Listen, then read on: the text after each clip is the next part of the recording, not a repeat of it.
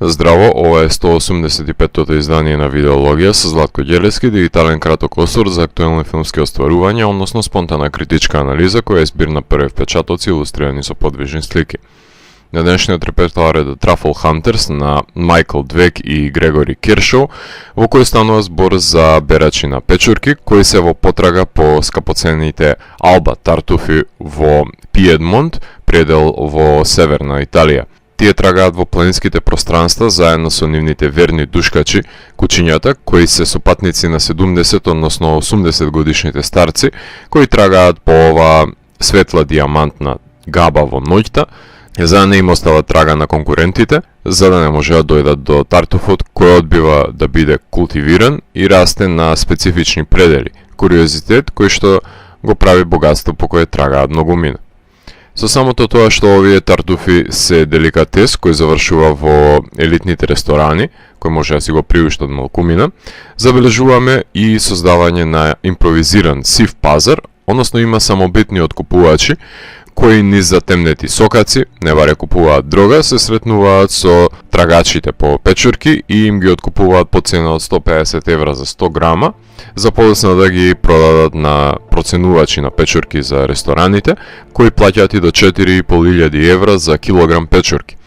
Пензионерите кои се впуштаат во авантурата, заедно со нивните кучиња, во срцето на ноќта, да ги лоцираат тартуфите, секако дека не се задоволни од цената која ја добиваат за нив, но во споредба со останатите овоше и зеленчуци, оваа габа и тоа како е профитабилна, затоа што со само неколку откопани тартуфи може да си обезбедат пристоен живот.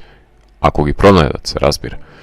Овој филм го опишува процесот од подготовките за барање на тартуфите, нивно откопување, до завршувањето во ресторанот, кај што рендани се врз јајце на око на еден дегустатор, кој може да си го плати овој престижен оброк. Изложени се исто така и како експонати на лицитација, кај што посетителите може да ја помирисаат потентната арома која што ја поседува печурката, да се воодушеват на незината големина и се разбира да се надаваат за незината цена. Филмот изобилува со ексцентрични ликови, од кои едниот во слободно време удира на своите тапани во дворот, со оглед на тоа што нема куќа на радиус од неколку километри на кои би пречел со бучавата. Друг се расправа со неговата сопруга, која го разубедува дека не треба да талка во ноќта по тартуфи, туку да седи дома и да си ужива во пензијата, иако не согледува дека тој токму од неја сака, барем за миг, да побегне со неговото куче и да си ужива во потерата. Еден од нив е блосуван од свештено лице да му биде бериќет на бербата и неговото куче да има избистрен мирис.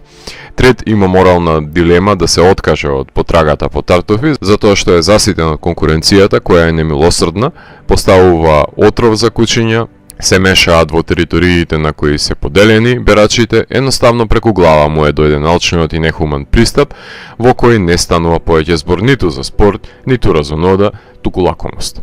Додека сме начинител од лакомост и профитерство, како и поради некои други инстанци, како што е екзотичната тематска одредница на постоењето на оваа зачудувачка заедница надвор од цивилизацијата, многу лесно може да се спроведат нишки помеѓу филмот и домашниот Медена земја.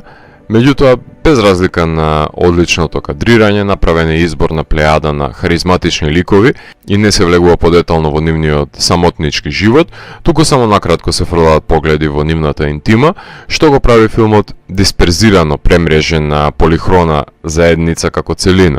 Иако субјектите имаат безрезервна љубов и почит кон природата, различен е пристапот помеѓу двата филма и Ханилент е супериорен на неколку рамништа.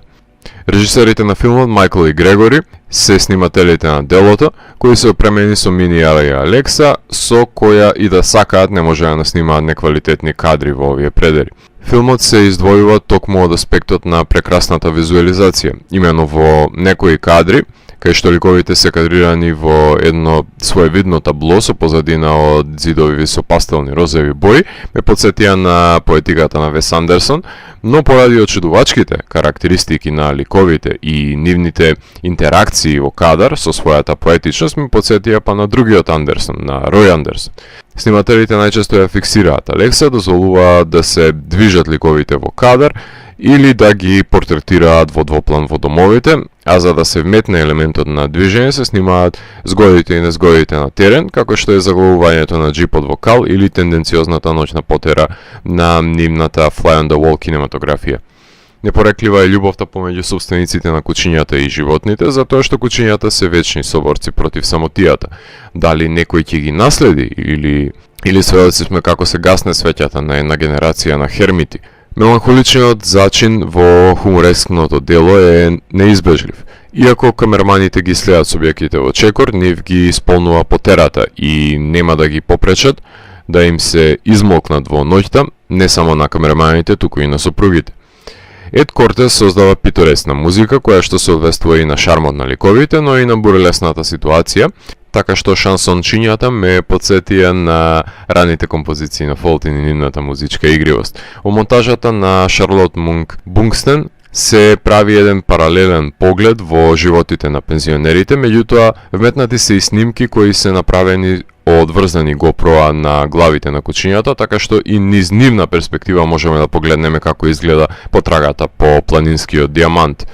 Майкл Двек и Грегори Кешо доаѓаат од светот на документарните филмови, меѓутоа ова е нивна прва колаборација на заеднички долгометражен проект. Майкл веќе се проби на Санденс со една друга заедница, овој пат љубителите на трки со автомобили, кои не се откажуваат од својата пасија во The Last Race, а Грегори беше снимателот на овој филм, кој ги има режирано Rivers of Dust и Beneath the Canopy, кои ги тематизираат проблематиките на маргинализирани домородни племиња. Тие ја добиле довербата во субјектите на филмот за да им ги отворат портите од домовите, но во никој случај нема да ги одведат на омилените места кај што ги берат тартуфите. Ако ги однесат, ќе треба да ги закопаат таму. Се шегувам, не се насилни трагачите, иако не им се едно кога некој ќе им го отруе најдобриот пријател на човекот. Режисерите на филмот се миленици на фестивалот Санденс, така што и овој нивен филм ја имаше премиерата на фестивалот, а потоа играше на TIFF, Цирих, Нью Йорк, Талин, Блек Најт, Солун, Стокхолм, Тајпеј. Без разлика што беше распространет на сите фестивали, филмот не се закити со награди на големите фестивали, затоа што е само сублимат, односно колекција на интригантни фрагментирани животни вињети на судбини и не е сосредоточен во некоја доследна и значенски подлабока димензија. Толкаме заедно со ликовите толку. Се држи до својата површна флоскула и накратко допира до болните пореви на човечката аспирација и капитализмот, иако има тука простор за дополнителна истрага за профилите на нелуѓето. Сони ги има правата за дистрибуирање на филмот, а еден од продуцентите е и Лука Гваданиньо. Овој филм и Гундана Косаковски оваа година на позитивен начин ја разбрануваа документаристиката со тематска уникатност и будна обсервација. Ова е филм за харизматични пензионери кои наместо да кукаат дека во нивно време било подобро, тие се впуштаат во авантура, длабоко во ноќта, за да го откопаат скриеното богатство, скапоцените тартуфи. На површина делото е за преценувањето на мистериозната печурка, но кога ќе се погледне подетално, ќе забележиме пензионери кои ја победуваат самотијата со нивните лојални пријатели на 4 нозе, снимени во впечатливи кадри. Трагачите само сакаат да се дружат со кучињата и да шетаат низ природа во потрага по печурки. Некој друг сака да капитализира од нивниот труд, безполезни, злосреќни и површни битија на кои не им е грижа ниту за кучињата, ниту за природата, туку само за парите.